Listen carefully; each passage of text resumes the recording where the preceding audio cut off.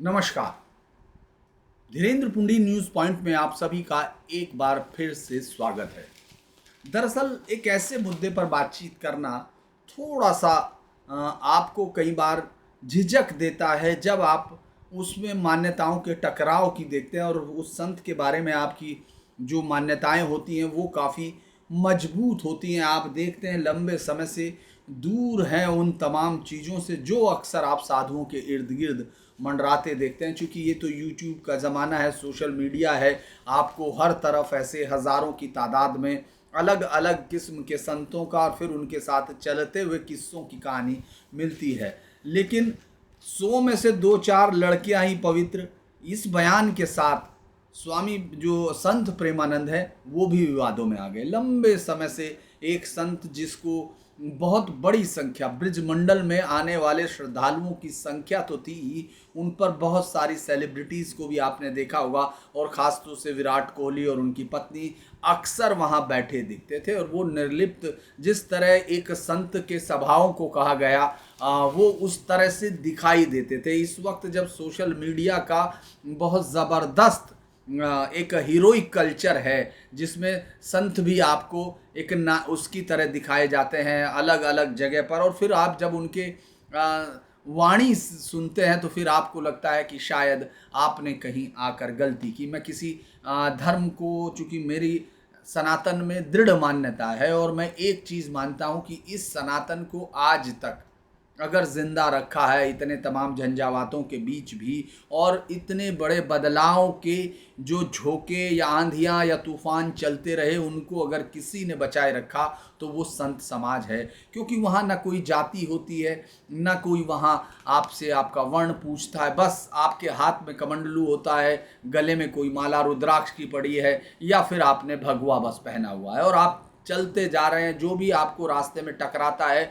चाहे वो श्रद्धा से भरा हुआ हो या फिर वो आपके प्रति बिल्कुल एकदम निरपेक्ष भाव से हो, लेकिन जो पहला शब्द बोलता है वो बोलता है साधु महाराज इधर हो जाइए, या रास्ता दे दीजिए, या साधु महाराज कहाँ जा रहे हैं, या क्या चाहिए। यानी वहाँ कोई नाम नहीं रहता, वहाँ कोई जाति नहीं रहती, सिर्फ एक साधु शब्द रहता है। वो शब्द जिसने इस सनातन को लंबी यात्रा में एक मेरुदंड प्रदान किया है। यानी तमाम जो झंझावात आए, तमाम झटके लगे, उन सब के बीच में कोई ना कोई संत उभरता है और वो फिर आपके हाथ पकड़ के आपके इस जो सनातन को, अगर अंधेरे में घिरते हुए सनातन को, वो वापस प्रकाश की तरफ ले जाता है। ये मैं लगातार मानता हूँ।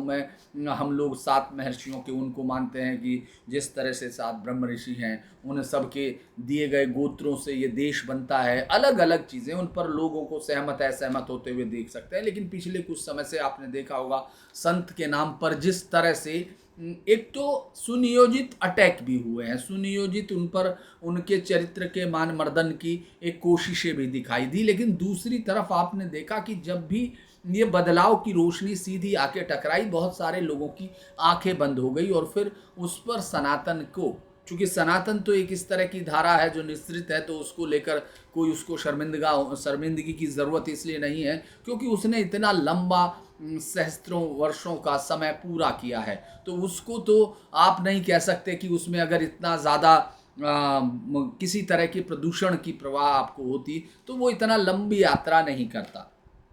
लेकिन उस दौरान अलग अलग जो इस समय है, क्योंकि कोई संत बलात्कार के आरोप में दिख रहा है, मतलब मैं कुछ संतों के नाम ले रहा हूँ इसलिए माफ़ कीजिएगा अगर आप लगे, हालांकि हर एक उसको भी संत कह रहे हैं जो पूरी सनातन परंपरा का ही विरोध कर रहा है। लेकिन चूंकि ये सनातन है, ये इसी तरह बना है जो ऋषि चारवाक को भी संत की उसमें रखता है, जो ईश्वर का ही निषेध करते हैं। तो ये जो एक परंपरा थी उसमें बहुत दिनों बाद हमको प्रेमानंद महाराज कैसे दिख रहे थे, जिनको लेकर अब एक इस तरह का वो बनने लगी थी, एक तरह की एक धारा की वो एक संत हैं जो इन सब से निरपेक्ष हैं। लेकिन उनका ये बयान उन लोगों को भी बहुत मौका दे रहा है जो संतों की इस परंपरा को ही विच्छिन्न करना चाहते हैं, जो लगातार छिन्न भिन्न करके इसको एक और नैरेटिव देना चाहते हैं। उनको इस बयान बहुत ही ज़्यादा, चूँकि इस बयान के साथ आपको मालूम है कि इस समय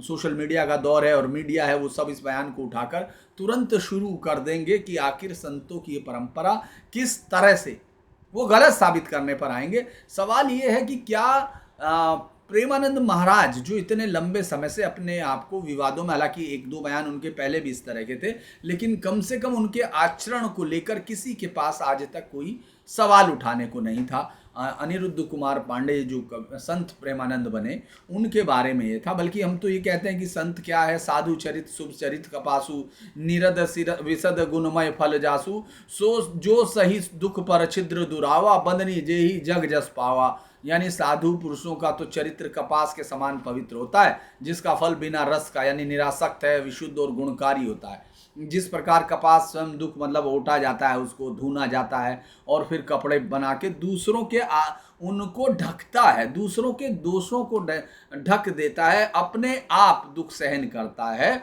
उसी की वजह से वो साधु कहलाता है। ये जो साधु की परंपरा है, ये निरंतर था। अचानक वो चूंकि जिस तरह की घटनाएं सामने आ रही हैं, जिस तरह से हम लोग OTT या तमाम चीज़ों पर कह रहे हैं, और इस तरह की खबरें लगातार, चूंकि लोगों का जो संत है अगर वो समाज में है तो समाज की उतरती चढ़ती लहरों के बीच का उसको मुझे लगता है कि उसको महसूस करना होता है। और कई बार संत को उसमें बह जाना तो फिर कई सारे सवाल तो खड़े होते ही हैं, क्योंकि अनिरुद्धाचार्य या इस तरह से एक बड़ी भीड़ है जो हिंदुत्व की बात कर रही है, जो सनातन की बात कर रही है, लेकिन उसमें यही होता है कि क्या वो खुद सनातन को उस तरह जानते हैं।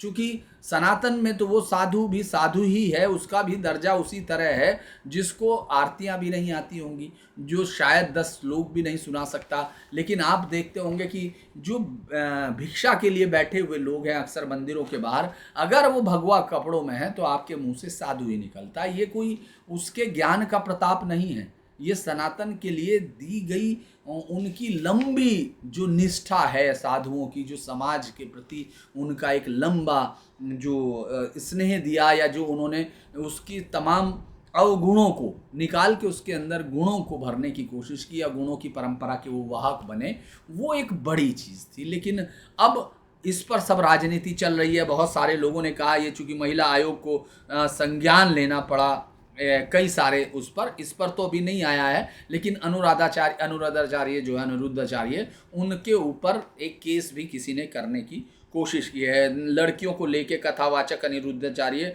के विवादित बयान के उठे विरोध के स्वर थमने का नाम नहीं ले रहे। सोमवार को 2 लोग वृंदावन थाने में उनके खिलाफ FIR दर्ज कराने पहुंचे और उनके बयान को लेकर टिप्पणी के बाद लोगों में आक्रोश है।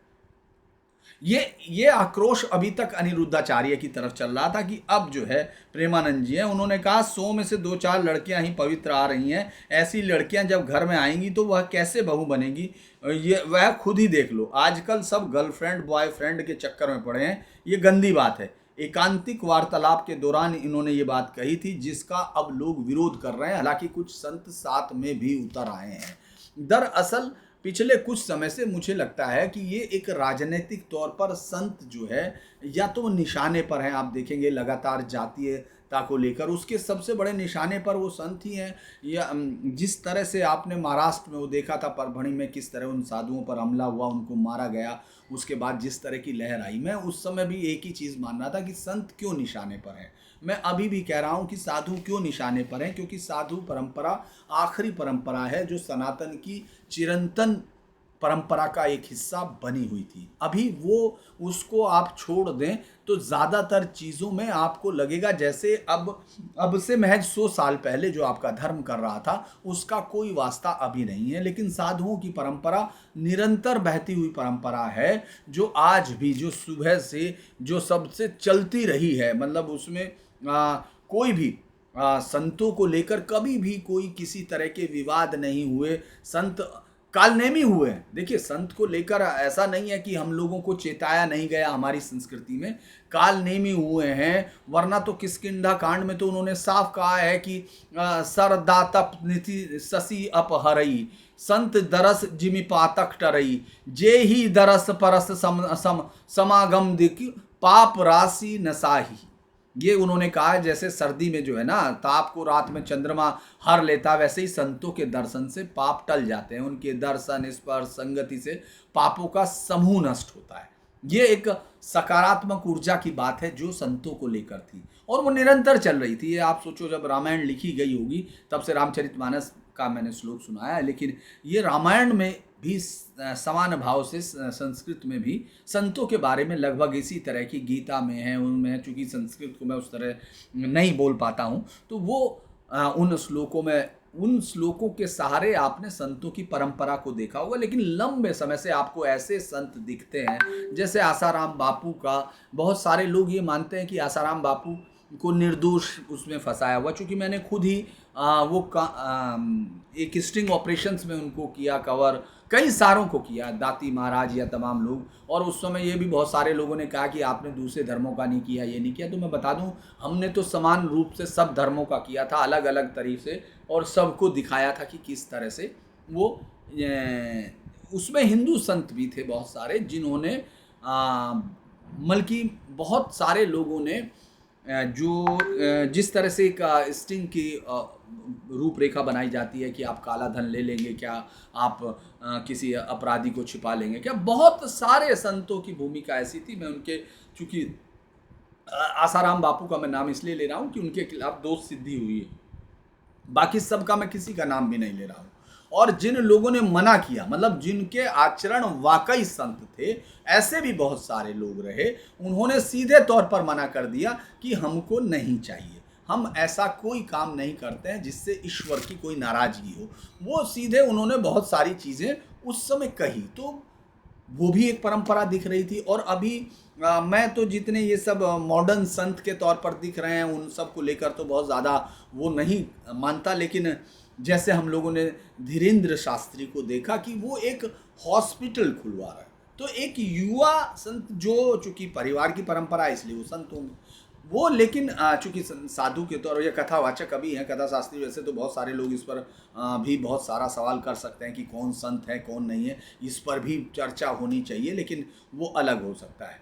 मैं तो सिर्फ वही बता सकता हूँ कि जो इसके साथ सवाल अब उठ रहे हैं, ये सवाल अब कोई कमज़ोर सवाल नहीं होंगे, क्योंकि ये बार बार कहा जाएगा। आपने देखा होगा कि अभी आप ही लोग इस बात पर नाराज़ थे कि मुरारी बापू जो अली और अली मौला और उन तमाम लोगों को, यानी दूसरे धर्मों के उन सबको जिन्हों को बाकी धर्मों को मिटाने का शौक रहा है, उनको वो अपनी परंपरा में गिन लेते हैं। आपने देखा होगा ये संत परंपरा तो ये तक कहती है कि एक मुस्लिम जन्मे व्यक्ति को जो एक तौहीद की बात करता है, उसको भी वो संत में गिन लेती है, वो साईं बाबा कहने लगती है। और उसके लिए देखिए आप कितनी बड़ी एक बड़ी भीड़ इकट्ठी होती है, उसको मानती है। तो ये उनकी मानता नहीं है, ये इस समाज के अंदर, सनातन के अंदर की सहिष्णुता की मानता है, जो अलग अलग समय संतों से निर्मित हुई है। मैं संतों के नाम नहीं ले सकता कि मैं आप उनको, क्योंकि ये तो इतना अद्भुत होगा, कहाँ से हम लोग शुरू करें और कहाँ खत्म करें, ये तो निरंतर है। लेकिन कुछ लोगों के नाम इसलिए लिए जाते हैं क्योंकि वो संत परंपरा में विचलन है, जैसे आसाराम है, रामपाल है, ये सब लोग विचलन हैं। ये उस परंपरा का वाहक नहीं है। इस परंपरा का वाहक तो आपके अंदर मन में छिपा जो साधु के लिए आदर प्रभाव है, वो है, जो उसने निरंतरता से उसको लिया है। जैसे मुझे आज लग रहा है संत पर बोलने के लिए कई बार खबर से अलग आप बोलते हैं, कई बार आपको लगता है कि ये खबर का रिश्ता नहीं है, लेकिन ये है ज़रूर। आखिर क्यों अटैक हो रहे हैं ये? चूँकि जिस तरह से आप देख रहे हैं, हर रोज़ इस तरह की खबरें आ रही हैं कि पत्नी ने अपने पति के मर्डर करा दिया, फिर परिवार का मर्डर कर दिया, फिर उधर का मर्डर कर दिया, और जो लड़कियां हैं वो घर से भाग रही हैं, या इस तरह की खबरें। जो मैं खबरों की बात कर रहा हूँ, इसलिए याद रखिएगा कि मुझे भी कोई उसी सीमा में गिरा दे। तो वो जो है, इस तमाम चीज़ों को लेकर उन तमाम को, उनको ये, चूँकि जो नया वक्त है उसका प्रेशर एक ऐसी मैंने जो, माफ़ कीजिएगा फिर वापस हम जाते हैं, और अक्सर आप लोगों को भी लगता है कि वापसी होती है और दोहराव नहीं है। उन चीज़ों का सीरा कहीं एक जगह जाकर जुड़ता है। जैसे आप ये सोचिए कि किस तरह से जो OTT और उन तमाम चीज़ों ने ये सब किया है कि बच्चे, हम लोग ऐसे सांस्कृतिक अनाथ हमने खड़े कर दिए कि जो हमको थोड़ा सा भी दिखता है। चूंकि आप विरोध क्या कर सकते हैं, आप स्वर क्या देंगे, चूंकि जो आपका अध्ययन है, धर्म शास्त्रों का अध्ययन है और जो मौजूदा समय है उसके बीच के टकराव में अगर आप बहुत ही विलक्षण हैं, आपने ईश्वर से जो अपना एक ध्यान है वो लगाया हुआ है, तो आप उसके पार देख सकते हैं। नहीं तो आप उसमें उलझते हैं, आप तलाश करते हैं। चूंकि हिंदू मन है, सनातन मन है, वो तो संतों की तलाश करेगा, क्योंकि सदियों से, हजारों साल की उस परंपरा में उसने वो सीखा है कि ये वो तारे हैं जिससे हम समुद्र में भी अपना रास्ता देखते हैं। जिंदगी भवसागर हम लोग बोलते भी हैं। दुनिया के जो समुद्र है उसमें हम लोग उसी में रास्ता ढूंढते हैं। जैसे ध्रुव तारा अटल रहता है, वैसे ही संतों की लीला अटल रहती है, यही कहा भी गया है। लेकिन एक के बाद एक इस तरह के बयान, और उन बयानों के बाद जिस तरह की चर्निंग होती है, क्योंकि अब इस बयान को आप साजिद रशीदी के बयान से कंपेयर करेंगे, कोई इसको किसी और से कंपेयर कर रहा है, कोई इसको ये मान रहा है कि कब ये पोगापंथी बंद होगी, ये सब चीज़ें आप हमले सोच रहे हैं। तो ये सारी चीज़ें प्रेमानंद पर या उस पर नहीं है, ये सारी चीज़ें संत परंपरा पर हैं। इसलिए जब आपको लगता है कि कोई संत परंपरा का विरोध है, चूंकि वो तो वो जो समाज की सच्चाई है उसको कहना अलग तरीके से है कि ये बदलती दुनिया में किस तरह से समय बदल रहा है, उस पर बात करनी के तरीके हैं, आपको सीखने होते हैं। चूंकि ये भी कह सकते हैं आप कि यार संत कैसे बदल के बोलेगा, फिर वो कैसा संत है। लेकिन आपका ये बयान बहुत सारे लोगों के लिए असहज स्थिति पैदा करता है और उन लोगों को ताकत दे देगा जो आखिर संत की परंपरा को ही सवालों के घेरे में रखते हैं।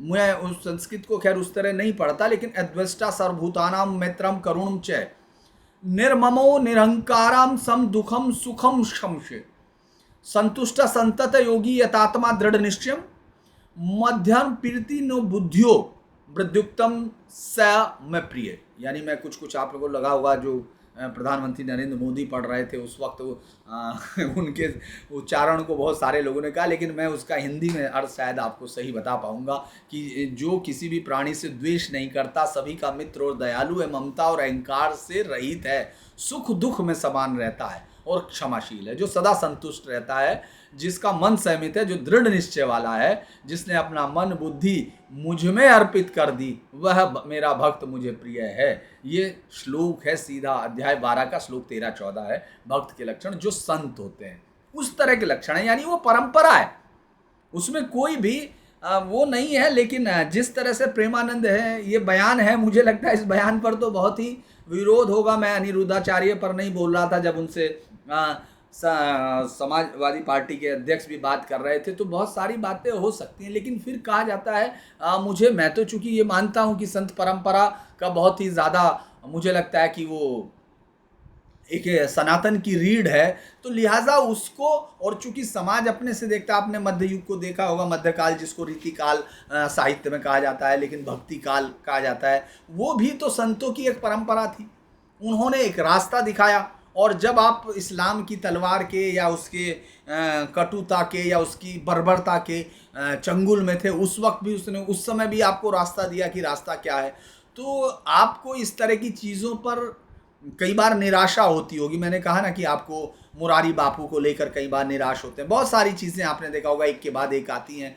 तो वो उनके अंदर के जो संतत्व है वो उस लेवल पर है या नहीं जिस पर सनातन की परंपरा उनको आदर का पात्र बनाती है, वो मुझे लगता है कि वो है या नहीं। लेकिन ये सवाल बहुत ज़रूरी है कि ब्रिज में एक संत जो मुझे दिख रहा था कि हाँ, जिनके ऊपर कोई विवाद नहीं, हालांकि इससे पहले उन्होंने उनके एक दो भाषण हैं जो विवादास्पद हैं, लेकिन वो उनका आचरण अभी तक किसी ने उस पर उंगलियां नहीं उठाई। तो ऐसे बहुत सारे लोग हैं, ऐसा नहीं है कि चूंकि जो सामने होते हैं, जिनके प्रति भीड़ होती है, जिनके प्रति लोग जाने लगते हैं, जिनसे लोग आस्था महसूस करने लगते हैं, उनके ऐसे बयान बहुत सारे समाज को असहज करते हैं। और एक परंपरा में जिसमें युवाओं की, भारत की जो सनातन की सबसे बड़ी समस्या है, उसके युवाओं का जिस तरह संस्कृति से कटना है, उसमें अगर इस तरह के संत जो अभी एक रास्ता दिखाते हुए दिखते हैं, उनके इस तरह के बयान मुझे लगता है कि उनको चोट पहुंचाते होंगे। नहीं तो कहते हैं न क्रुद्धो न संतुष्टो न च देदेनो न च स्म संस्यात्मा न च सत्तो न च शोको न च वयथम।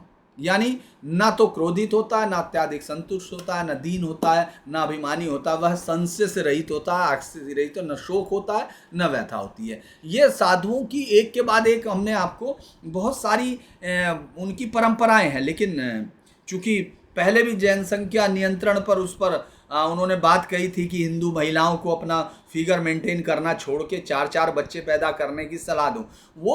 वो सलाहें सब उस तरह से हैं जो समाज के ऊपर जो अटैक उसके हो रहा है, वो उससे चिंतित है। उनको लग रहा है कि ये इस तरह के बयानों से तो और उसको नुकसान होता है कई बार। हालांकि देखिए, समर्थक मानेंगे कि ये नहीं, बहुत सही है, और चूंकि जिस तरह से बदल रहा है, बदलाव की बात होनी चाहिए, लेकिन संत वही है जिसकी वाणी की संतता, जो जो उसका जो संत वक्तव्य है, वो बहुत संयमित दिखाई दे। तो मैं अभी भी मानता हूँ कि उनकी ये एक बातचीत का एक कहने का तरीका मुझे लगता है कि उस तरह था या नहीं, लेकिन वो समाज के अंदर जो टीवी और उसका मीडिया और जो नई हवा है उसके साथ जो टकराहट चल रही है, उसके बारे में कोई एक लाइन थी जिससे अब मुझे लगता है कि उससे बेड़ बना दी जाएगी। जैसे हमारे यहाँ कहा जाता था कि थूक को बिलो देना या हवा में बेड़ बांध देना, उससे उनके लोग जो है, वैसे भी महामंडलेश्वर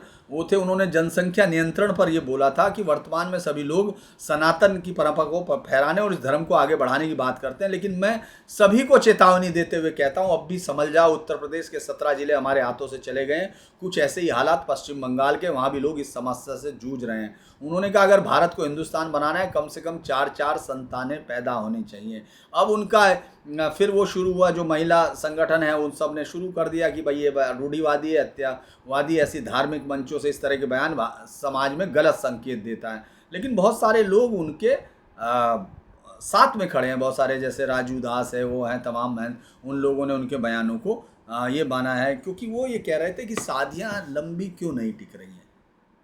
दरअसल ये एक आप भारतीय मन को अभी वो नई हवाएं आ तो रही हैं, लेकिन उनके सहारे वो उसको एडजस्ट नहीं कर पा रहे। आपके मुंह से इतना आसान होता है, लेकिन तलाक की तरह चीज़ें आप देखते हैं कि आप सीधा पहुंच जाते हैं। पहले कितना भी विरोध हो, कितना भी हो, आखिर में वो धीरे धीरे रच बस जाती हुई चीज़ें थी। अभी तो बहुत सारे इस तरह के आप देखते हैं कि नमक कम था जिस पे झगड़ा हुआ, फिर किसी की सैलरी ज़्यादा है, किसी का ये, दरअसल जो परिवार, जो फैमिली कोर्ट्स हैं, उन पे जो जाती हुई फैमिली जो थाने हैं, अगर उनमें जाकर आप देखेंगे तो हम लोग तो बहुत सारी खबरें उन पे कराते हैं कि किस तरह से कि लिपस्टिक बहुत ज़्यादा लगाने पे या इस तरह से जो तनाव वहाँ तक पहुँच रहे, वो सब चीज़ें भी मुझे लगता है कि साधुओं की जो पीढ़ी है उसको प्रभावित कर रही है।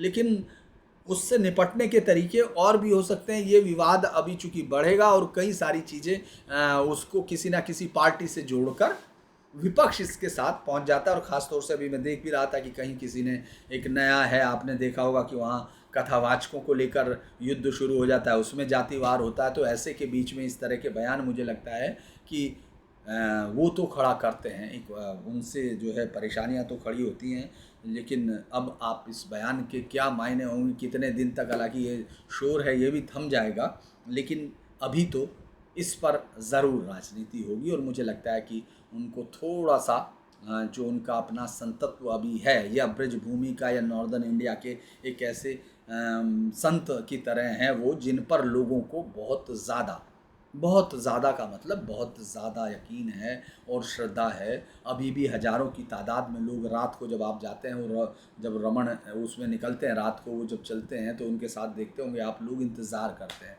तो इससे मुझे लगता है कि कुछ उनके पूरे बयान को देखकर ये ज़रूर है कि वो शब्दों का चयन नहीं कर पाए, लेकिन इन सब के बयान बहुत गहरे तौर पर, और ख़ास तौर से उनकी तरफ आती हुई एक जो श्रद्धाओं में डूबी भीड़ है, और जो भटके हुए लोग हैं, या जिनको वो कहें कि जिनको वो एक आदर्श भी देना चाहते हैं, उनके लिए थोड़ा सा मुझे लगता है कि ये बयान परेशानी भरा होगा। लेकिन अब हम देखते हैं, चूँकि मैंने इस पे ये वीडियो इसलिए बनाया क्योंकि संत प्रेमानंद, मैं भी उनको इस पूरे, मैं तो चूँकि बहुत सारे अब संत, चूँकि मैंने तो मैं जाता हूँ गुरु और सब जगह जाता हूँ, बातें भी करता हूँ, और लेकिन बहुत सारे स्टोरीज़ देखने के बाद मुझे कई बार लगा कि संत प्रेमानंद एक इस तरह के संत हैं जो अपने आप को विवादों से मुक्त रखे हुए हैं, लेकिन ये एक विवाद उनके साथ जुड़ गया और ऐसे समय में जुड़ा जब साजिद रशीदी जैसे लोगों के बयान जो इससे बहुत दूर अलग और एक उसके साथ भरे हुए, इन बयानों में किसी के प्रति नफरत तो नहीं है, लेकिन जो नया समय है, जो नया दौर है, उसके सामने खड़े हुए दिखते हैं। तो अब देखते हैं इसके बयान का क्या अर्थ होगा। आज के लिए इतना ही। अगर आपको वीडियो अच्छा लगे तो उसको सब्सक्राइब कीजिए, शेयर कीजिए और हमारे मेंबर भी बनिए। आज के लिए इतना ही। नमस्कार।